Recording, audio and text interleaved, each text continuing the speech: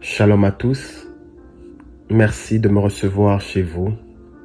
Ce matin, nous sommes dans la présence de celui qu'on appelle El Elyon, le Dieu très haut, celui qui a créé le ciel et la terre, le maître de l'invisible et du visible, celui qui appelle les choses qui n'existent pas à l'existence, lui qui est la lumière du monde.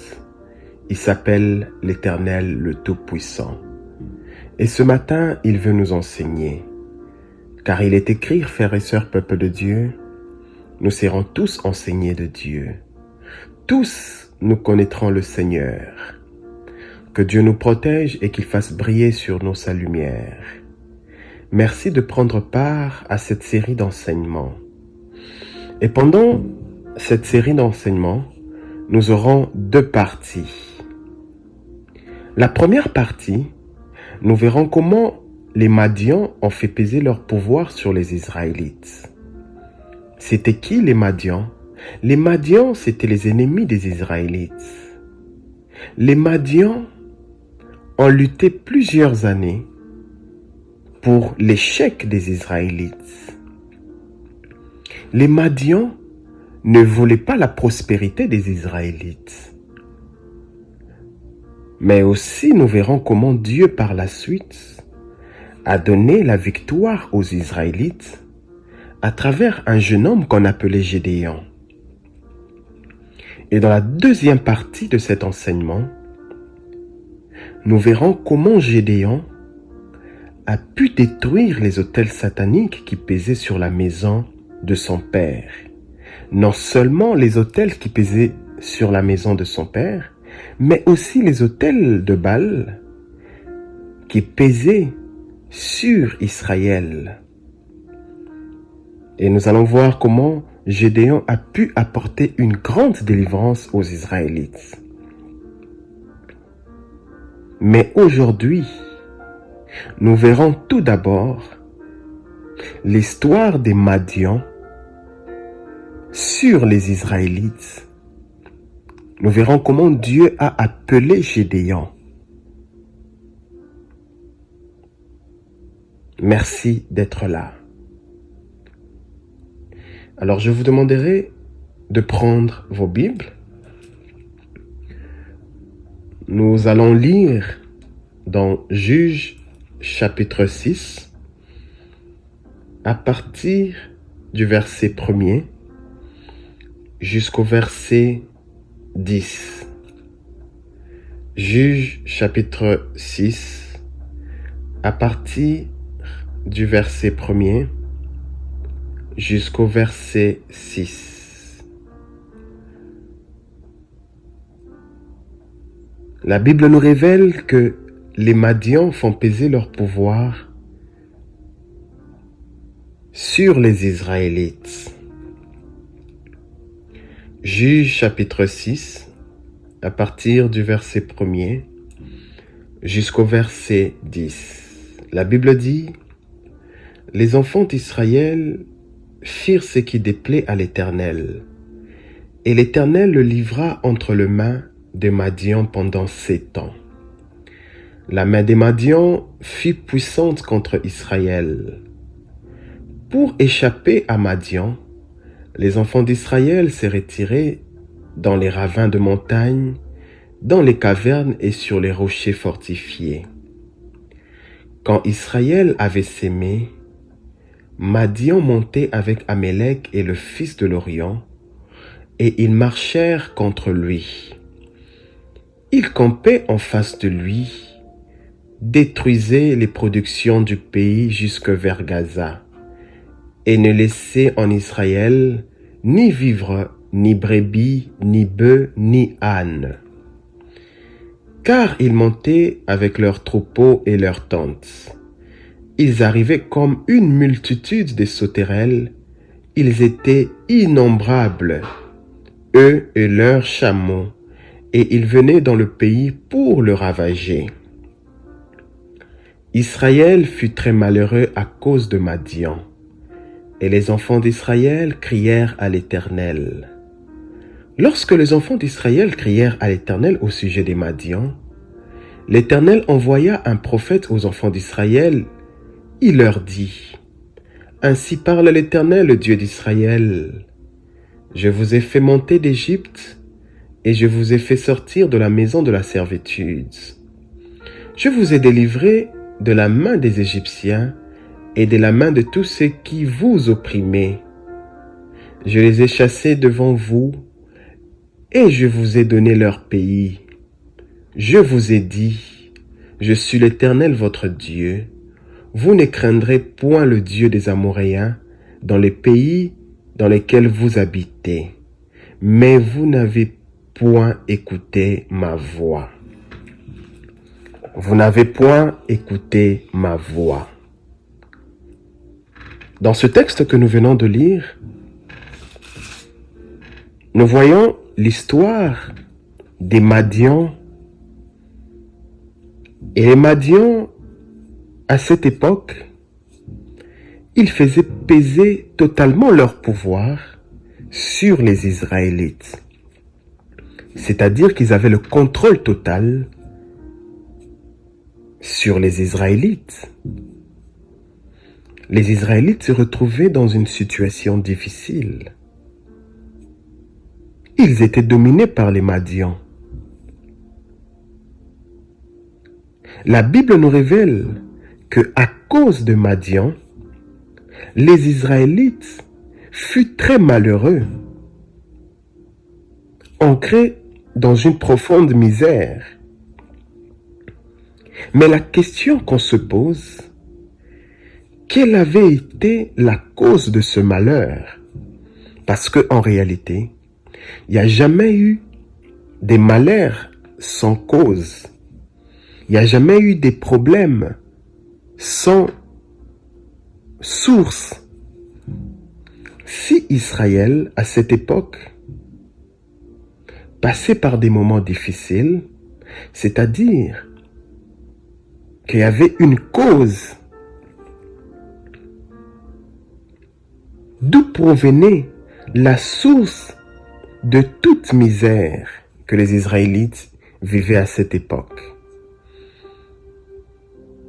Pourquoi l'ennemi devait avoir le règne sur les Israélites? Et la Bible nous révèle que ces règnes, c'était pendant 7 ans. Israël a été dominé par les Madians pendant 7 ans.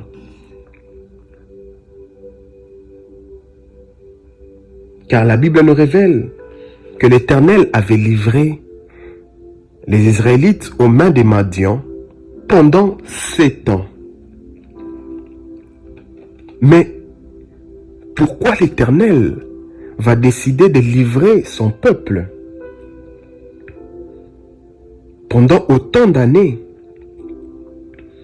Car frères et sœurs, peuple de Dieu, nous savons tous que les Israélites, c'était le peuple choisi de Dieu. Selon l'histoire de la Bible, Dieu avait traité une forte alliance avec les Israélites. Et nous avons même vu lorsque Dieu a délivré les Israélites de l'esclavage en Égypte. Et la Bible nous révèle que auprès du Seigneur, aucun mal ne peut te toucher. Dans Psaume 91, la Bible dit, « Celui qui demeure sous l'abri, près du Dieu très haut, repose à l'ombre de Tout-Puissant. » Mais comment, à cette époque-là, les Israélites étaient sous le pouvoir de l'ennemi? Comment l'ennemi pouvait faire peser son pouvoir sur les Israélites? Car la Bible nous révèle que auprès du Seigneur, aucun mal ne peut te toucher. Si nous réfléchissons, nous allons comprendre qu'il y avait un problème. Si Dieu avait décidé de livrer les Israélites, c'est qu'il y avait un problème. C'est qu'il y avait une cause qui a apporté malheur aux Israélites.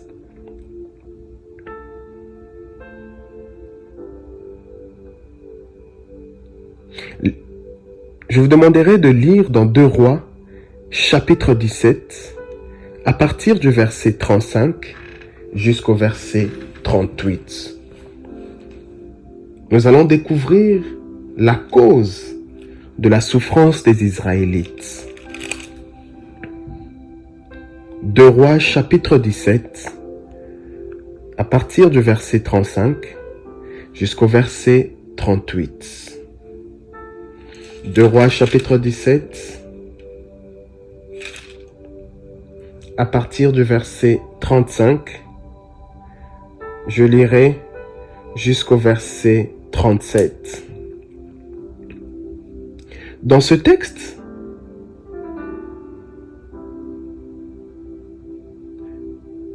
l'Éternel parle aux Israélites.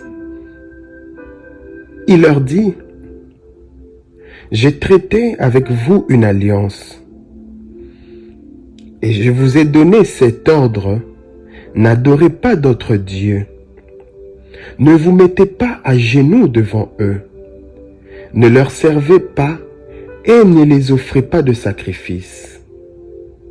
Vous m'adorerez, moi seul, le Seigneur, moi qui vous a fait sortir d'Égypte grâce à ma grande puissance. C'est devant moi que vous allez vous prosterner. C'est devant moi que vous allez offrir vos sacrifices. Vous allez respecter les commandements, les règles et toute la loi que je vous ai donnée par écrit. Et vous leur obéirez toujours. Et Dieu continue en disant: n'adorez pas d'autres dieux. Et au verset 38, Dieu va rappeler aux Israélites en leur disant: n'oubliez pas l'alliance que j'ai établie avec vous. N'oubliez pas l'alliance que j'ai établie avec vous. Par là, nous comprenons que l'Éternel avait suffisamment prévenu les Israélites. Et même dans Exode, Moïse avait aussi averti aux Israélites: n'adorez pas de dieux étrangers. Vous allez adorer uniquement le Seigneur votre Dieu, car celui qui vous a délivré de l'esclavage en Égypte. Mais la Bible nous révèle que les Israélites ont fait le contraire. Ils ont voulu faire ce qui déplaît à Dieu. Ils ont voulu faire ce qui est mal aux yeux de Dieu. Ils se sont détournés des lois et des règles que l'Éternel avait établies lorsqu'il avait traité une alliance avec eux. Vous savez, frères et sœurs, peuple de Dieu, une alliance se base dans le respect de principes. Lorsqu'on désobéit aux principes, alors la colère de Dieu descend. Notre Dieu est un Dieu de principes. Le principe que l'Éternel avait établi, Israël ne devait pas adorer d'autres dieux. Israël devait offrir uniquement les sacrifices à l'Éternel. Mais ils ont fait ce qui déplaît à Dieu. Alors la colère de Dieu est descendue. Voilà pourquoi la Bible nous révèle que lorsqu'ils ont fait ce qui déplaît à Dieu, l'Éternel les a livrés entre les mains des Madians. Vous voyez, lorsque on désobéit à Dieu, Dieu nous livre entre les mains de l'ennemi. Mais lorsqu'on obéit à Dieu, on est protégé par sa grande puissance. Le malheur ne peut pas t'atteindre lorsque tu obéis à Dieu. Mais lorsque tu désobéis, c'est alors que l'Éternel va te livrer entre les mains de l'ennemi. Si les Madians ont fait peser leur pouvoir sur les Israélites pendant 7 ans, c'est parce que les Israélites, ils avaient désobéi à Dieu. Voilà pourquoi la Bible nous révèle que l'Éternel les a livrés entre les mains des Madians pendant 7 ans. Et la Bible nous révèle aussi que la main des Madians fut puissante contre Israël. Les Madians ont dominé sur les Israélites. Ils ont fait peser durement leur pouvoir sur Israël. Pourquoi? Parce que les Israélites se sont mis à adorer le Dieu étranger. Et Dieu les a livrés. Alors comme l'ennemi était puissant, alors les Israélites se sont enfouis. La Bible nous révèle qu'ils sont allés vivre dans des grottes. Ils sont allés vivre dans des cavernes. Car les Madians, ils avaient pris la possession totale de la ville. Ils ont envahi leur terre. Alors les Israélites se sont enfouis. Ils sont allés vivre dans des montagnes. Vous voyez comment lorsqu'on désobéit à Dieu, le malheur entre. La misère devient un mode de vie. Pourquoi? Parce que ils ont ouvert la porte à l'ennemi. Et l'Éternel les a livrés. Alors, les Madians ont envahi la terre des Israélites. Et la Bible nous révèle que chaque fois que les Israélites s'aimaient, l'ennemi venait et il détruisait tout. Et il ne laissait rien aux Israélites. Et pendant 7 ans, les Israélites ont beaucoup souffert. Et lorsque vous lisez au verset 6, toujours dans Juges, chapitre 6, mais lorsque vous lisez à partir du verset 6, la Bible nous révèle que les Madians mettent les Israélites dans une grande misère.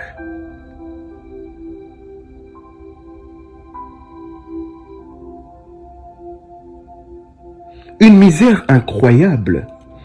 Pourquoi? Parce que lorsque les Israélites s'aimaient, les Madians venaient et ils ravageaient tout. Alors les Israélites se sont dit, nous ne pouvons pas continuer comme ça, sinon nous allons mourir. Alors, ils crièrent à l'Éternel de leur sauver du pouvoir qui pesait sur eux. La Bible dit, ils crièrent à l'Éternel. Les Israélites se sont dit, on doit chercher le secours. Ils ont compris que le secours ne vient que de l'Éternel. Malgré leur désobéissance, ils ont compris que Dieu reste souverain. Et la Bible nous révèle que les enfants d'Israël crièrent à l'Éternel. Et vous savez, frères et sœurs, peuple de Dieu, Dieu est fragile au cri de son peuple.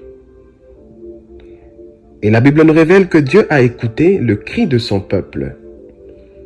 Car lorsqu'on crie à l'Éternel, il vient toujours nous secourir. Voilà pourquoi lorsque vous lisez dans Psaume, il est écrit, « Quand un malheureux crie, l'Éternel entend et il le sauve de ses frayeurs. »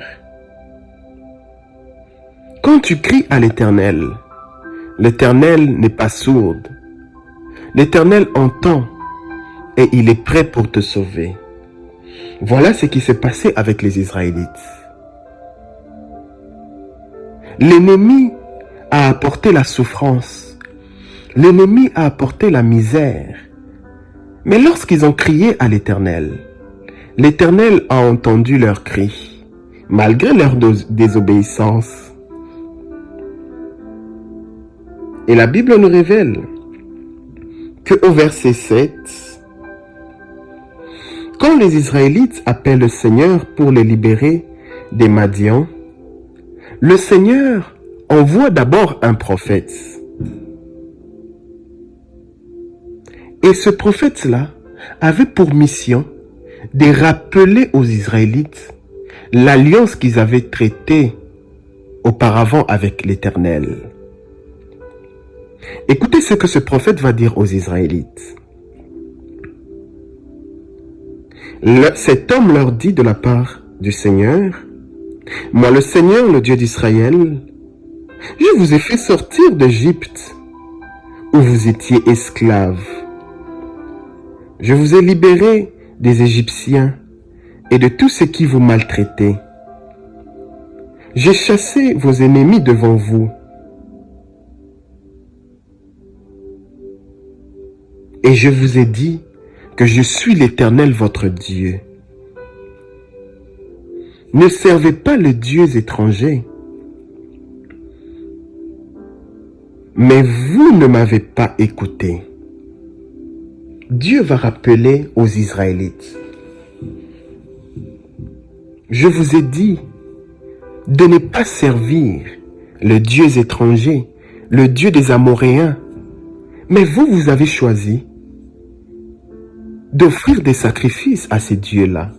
Voilà aujourd'hui, vous avez traité une alliance avec le Dieu étranger et vous vivez dans la misère. Je vous ai livré entre les mains de l'ennemi.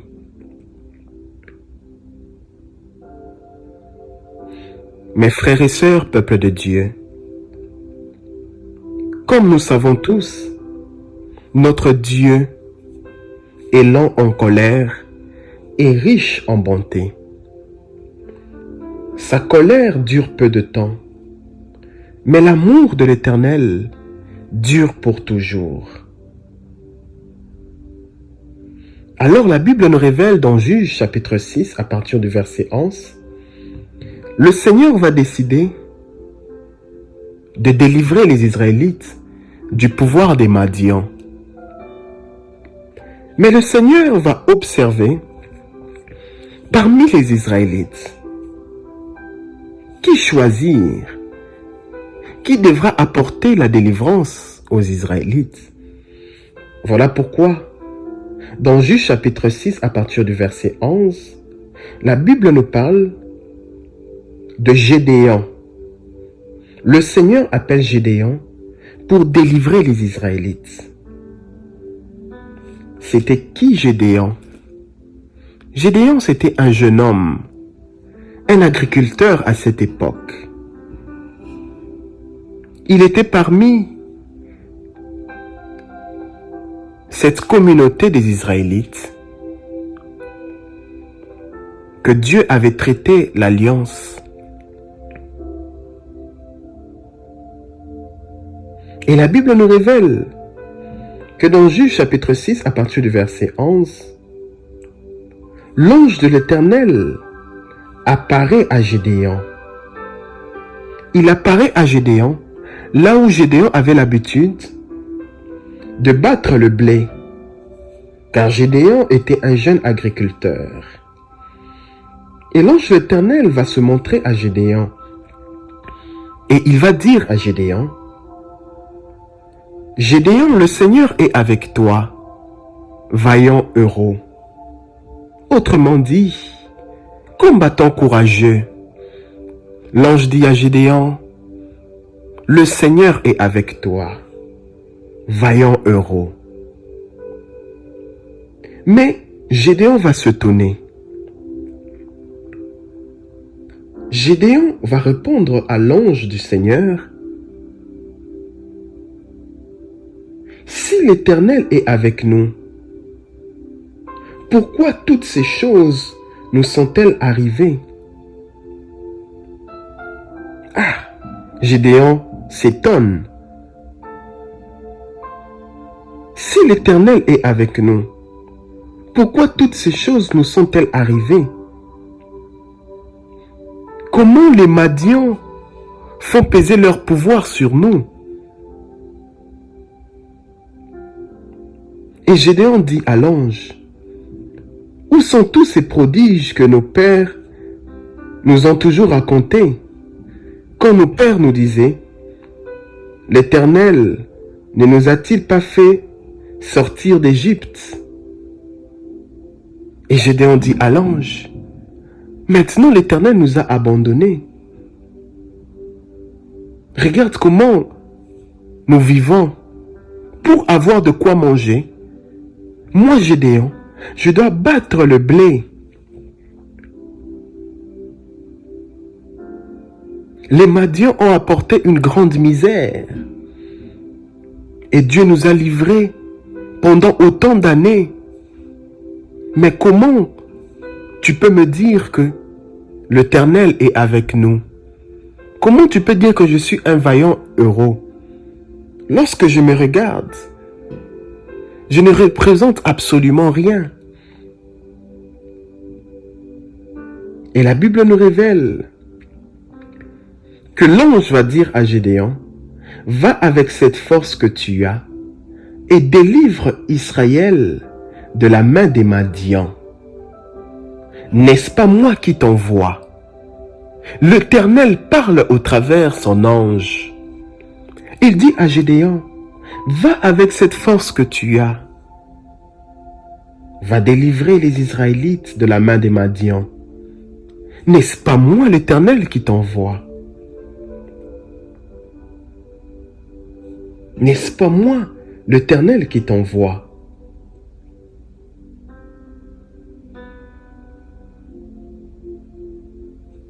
Et vous avez remarqué, frères et sœurs, peuple de Dieu, Gédéon a voulu d'abord rappeler à l'Éternel qu'on les a toujours racontés, que l'Éternel est celui qui fait les actions extraordinaires, que l'Éternel est celui qui accomplit les prodiges. Alors Gédéon va dire à l'Éternel, où sont les actions que nos pères nous ont toujours racontées? Et Dieu va lui dire, Gédéon, va avec la force que tu as. N'est-ce pas moi l'Éternel qui t'envoie? Va délivrer les Israélites, car c'est moi l'Éternel qui t'envoie.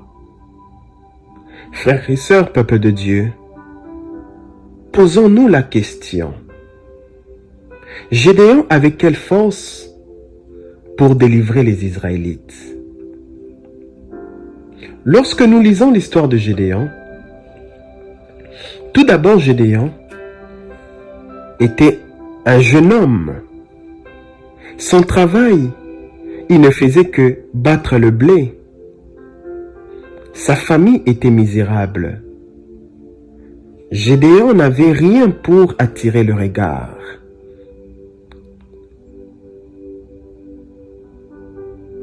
À cette époque, certainement, quand les gens regardaient Gédéon, quand les gens regardaient la vie de Gédéon, certainement les gens pouvaient se dire, rien de bon peut provenir de Gédéon. Rien de bon ne peut provenir de sa famille.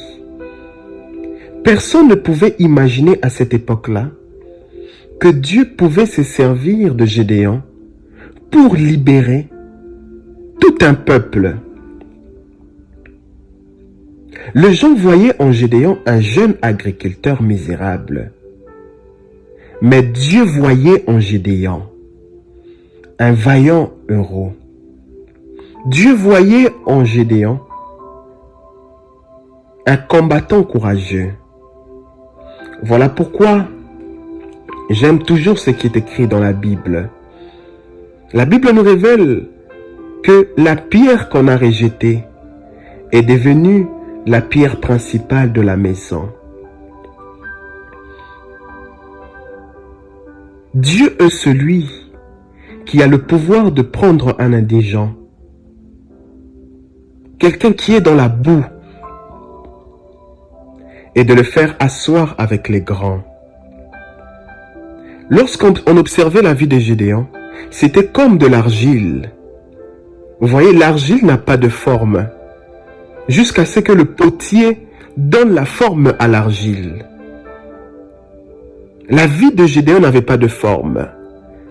Mais lorsque Dieu lui a appelé, on a vu en Gédéon un vaillant héros.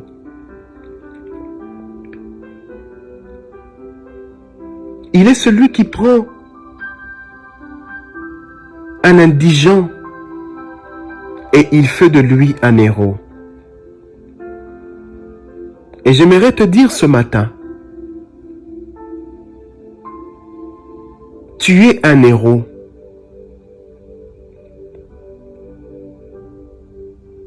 Lorsque les Israélites regardaient Gédéon, on ne pouvait jamais croire que leur délivrance viendra de Gédéon. Écoutez ce que Gédéon va dire à Dieu après que Dieu lui ait dit que celui qui devait apporter la délivrance en Israël. Gédéon va dire à l'Éternel, « Ah Seigneur, avec quoi délivrai-je Israël? Avec quoi délivrai-je Israël ?» Pour Gédéon, il ne voyait que sa situation présente. Il se voyait dans son incapacité. Mais Dieu voyait en Gédéon un héros. Gédéon dit à Dieu, « Seigneur, comment est-ce que la délivrance de tout un peuple peut provenir de moi? Car ma famille est la plus faible et pauvre de toute notre tribu. Ma famille est la plus petite. Ma famille est la plus pauvre de notre tribu. » Gédéon reconnaît l'impuissance de sa famille. Mais pour Dieu, toutes les réponses et les explications venant de Gédéon ne servaient totalement à rien, car Dieu avait déjà fait son choix. Les choix de Dieu sont irrévocables. Dieu avait déjà choisi Gédéon, malgré son incapacité, malgré son plus jeune âge, malgré que sa famille était la plus petite et la plus pauvre. Mais le choix de Dieu était sur Gédéon.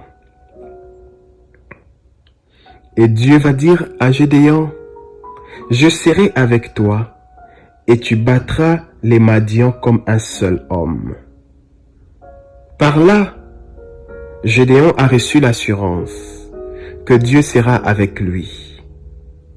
Vous savez, frères et sœurs, lorsque Dieu t'appelle, il te rassure qu'il sera toujours avec toi. Vous allez remarquer que c'est par là que Gédéon a accepté l'appel de Dieu. Et Gédéon va dire à l'Éternel, « Si j'ai trouvé grâce à tes yeux, si tu es bon pour moi, donne-moi un signe pour que je me rassure que réellement c'est toi qui me parles. » Et la Bible nous révèle que Gédéon va apporter une offrande à Dieu. et l'endroit où l'ange avait apparu à Gédéon, Gédéon va décider de bâtir un autel à l'Éternel. Et il va donner le nom de l'Éternel donne la paix. Pourquoi Gédéon va bâtir un autel à l'Éternel? Parce que en réalité, Gédéon devait détruire les alliances sataniques qui pesaient sur les Israélites. Et cela que nous verrons dans la deuxième partie de cet enseignement. C'est là que nous serons conduits par l'Esprit. Car la Bible dit, c'est par l'Esprit de Dieu qu'ils ont parlé de la part de Dieu. Dans la deuxième partie de cet enseignement, Gédéon devra détruire les autels de Baal. Pourquoi il devra détruire les alliances sataniques? Parce que, en adorant des faux dieux, les Israélites, ils avaient contracté des alliances. Frères et sœurs, peuple de Dieu, certainement Gédéon n'avait pas contracté des alliances. Mais vous savez, une alliance n'est pas traitée simplement pour la génération présente, mais une alliance a toujours un impact sur des générations à venir. Pour libérer les Israélites, il fallait détruire les alliances qui pesaient sur eux. Car ces alliances provenaient de génération en génération. Et ces alliances pesaient même sur Gédéon. Parce que la Bible nous révèle que la famille de Gédéon était la plus faible et la plus petite. Prochainement, nous verrons la deuxième partie. Et après la fin des enseignements, nous allons détruire toutes les alliances sataniques qui pèsent sur nos vies et sur nos familles. Dieu s'est servi de Gédéon pour délivrer tout un peuple. Dieu s'était servi de Moïse pour libérer tout un peuple. Et Dieu se servira aussi de toi après ces enseignements pour que tu sois un héros, pour qu'on t'appelle héros. Que Dieu nous bénisse, que Dieu nous protège, qu'il fasse briller sur nous sa lumière, que son regard soit toujours tourné vers nous, qu'il nous garde dans sa bonté et qu'il nous donne la paix. À nous revoir prochainement, frères et sœurs, peuple de Dieu, pour la deuxième partie de cet enseignement où nous allons voir comment Gédéon va démolir l'autel de Baal de la maison de son père. Gédéon va détruire les alliances sataniques. Et Gédéon va apporter une grande victoire.